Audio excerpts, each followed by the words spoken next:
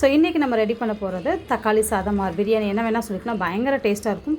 First என்ன பண்ணணுன்னா எண்ணெய் ஊற்றி பட்டை, கிராம்பு, லவங்கம், சோம்பு, அப்புறம் பிரியாணி இலை, என்னென்ன வாசனை பொருள், ஏலக்காய், இது எல்லாத்தையும் அப்படியே மொத்தமாக போட்டுட்டு நல்லா எண்ணெயில் போட்டு ஃப்ரை பண்ணணும். அதுக்கப்புறம் நல்ல பெரிய வெங்காயம், ஒரு பெரிய சைஸ் பல்லாரி வெங்காயத்தை போட்டு வதக்கணும். அதுக்கப்புறம் தக்காளி போட்டு வதக்கணும்.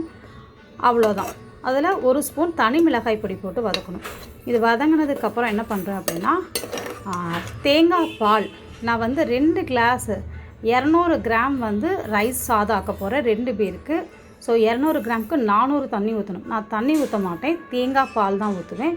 ஸோ 200 கிராம் தேங்காய் பாலை நான் இதில் ஊற்றிட்டேன். ஸோ நான் சமைக்க ஆரம்பிக்கும் போதே இந்த அரிசி எடுத்து நான் ஊற வச்சுட்டேன் சாதாரண தண்ணியில். இப்போது இதில் தேங்காய் பால் ஊற்றி இதில் சேர்க்க போகிறேன். எதுக்கு தேங்காய் பால் ஊற்றி சேர்க்குறேன்னா, அரிசி ஒட்டிக்கிறோம், அதுக்காக. சால்ட்டு இந்த அளவுக்கு 2 தடவை போடணும். 3 விசில் ஆஃப் பண்ணிடலாம்.